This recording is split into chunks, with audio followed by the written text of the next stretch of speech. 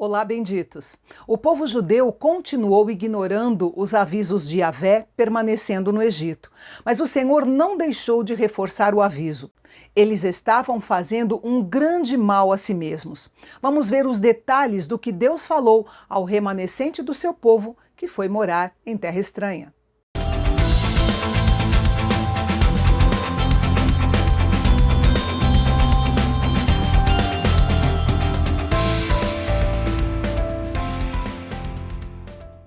Cronologicamente, esta é a última mensagem de Jeremias ao seu povo, da qual se tem registro. Foi transmitida no Egito, provavelmente no ano 580 a.C. Não podemos deixar de admirar Jeremias por sua fidelidade, apesar de todas as provações que teve em sua vida. Os judeus já estavam morando em 4 cidades do Egito: Migdol, Táfnis, Mênfis e na terra de Patros. Assim que chegaram ao Egito, logo começaram a adorar os deuses daquela terra, que não eram poucos. O mesmo coração idólatra que os levou a pecar em Judá com os ídolos cananeus, agora os levava a ir atrás dos ídolos egípcios. Isso revela uma das razões pelas quais Deus ordenou que eles não fossem para lá. O Senhor então os enviou Jeremias com uma mensagem de reprovação e ameaça. Afinal, como poderia ser diferente se eles viviam em rebelião aberta contra o Senhor? Deus os lembrou que o principal motivo do julgamento da nação de Judá tinha sido a idolatria. Mesmo sendo constantemente avisados pelos profetas, eles não ouviram e por isso foram julgados justamente. E mesmo diante de tudo o que havia acontecido, aqueles refugiados não haviam aprendido nada. A idolatria ainda persistia.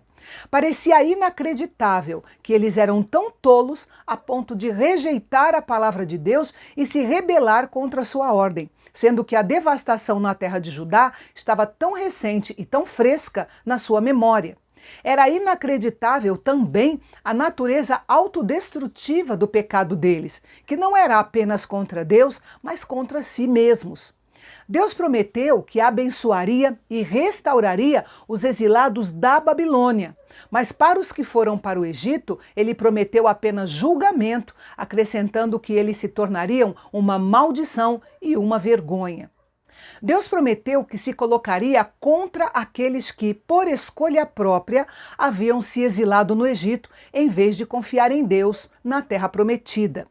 Apenas uns poucos sobreviveriam, ou seja, aqueles que haviam buscado refúgio no Egito, na esperança de retornar à terra de Judá na primeira oportunidade.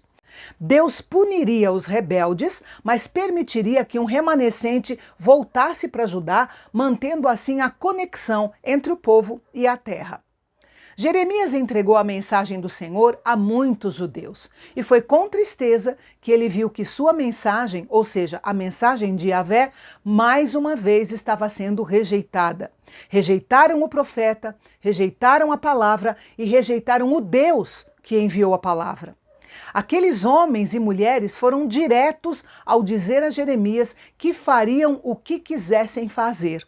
Eles não deixariam que a ordem ou o julgamento de Deus atrapalhasse suas atividades idólatras.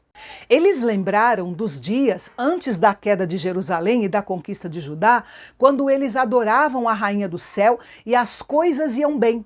Tinham muita comida e uma vida confortável. Porém, quando o rei Josias fez o povo desistir dos seus ídolos, as coisas começaram a ir de mal a pior. A menção da Rainha dos Céus provavelmente é uma referência a Ishtar, a sírio-babilônica, equivalente à divindade conhecida em hebraico como Astarote. Para os babilônios, a Rainha do Céu era uma divindade maternal conectada com a lua, com a família e com a fertilidade. Aqueles judeus rebeldes disseram que adorariam a Rainha dos Céus como faziam junto com seus pais, seus reis, príncipes e com todos de Judá e Jerusalém. Este é um vislumbre muito revelador da perversidade espiritual daqueles judeus. De fato, o pecado geralmente é bom, até que seu salário seja pago, a morte. Ao que parece, eram as mulheres que conduziam as práticas idólatras e seus maridos cooperavam com elas. Elas faziam votos de adoração à Rainha dos Céus e os seus maridos aprovavam. E de acordo com a lei judaica, se o marido aprovasse os votos da sua esposa, eles eram válidos. Consequentemente, as esposas colocavam a responsabilidade sobre os seus maridos. Por sua vez, os maridos diziam a Jeremias que não se importavam com a sua mensagem. Continuariam adorando a Rainha dos Céus da mesma forma como haviam feito em Judá. E dessa maneira garantiriam que as coisas dariam certo para eles. Jeremias ainda tentou argumentar com o povo. Eles tinham deixado Deus completamente fora dos seus pensamentos, mas ele havia sido muito paciente. Mas, como eles não se arrependeram, a calamidade veio sobre eles. O abuso da misericórdia divina a transformou em ira.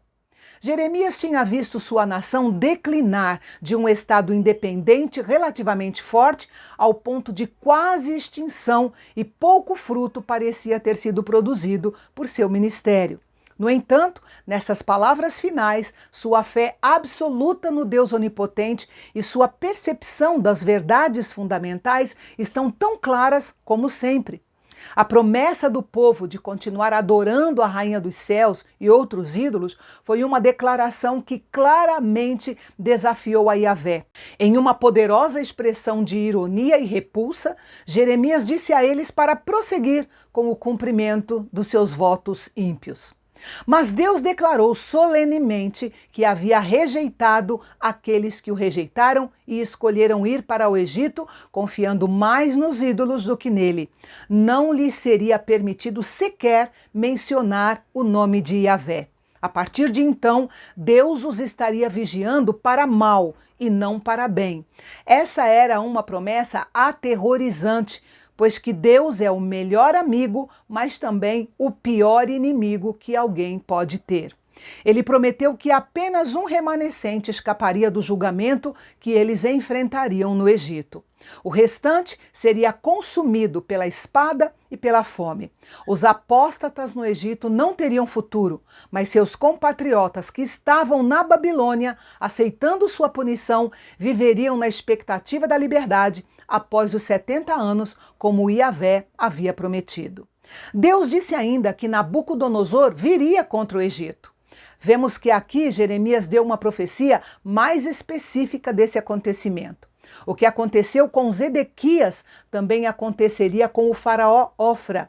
Os julgamentos de Deus seriam provados como verdadeiros. Como já foi mencionado, cronologicamente falando, essas foram as últimas palavras proféticas de Jeremias de que se tem registro.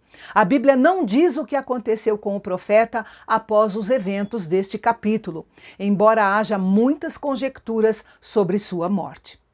E no capítulo de amanhã, nós vamos voltar alguns anos ao reinado de Jeoaquim, quando Baruque ainda estava escrevendo as profecias ditadas por Jeremias.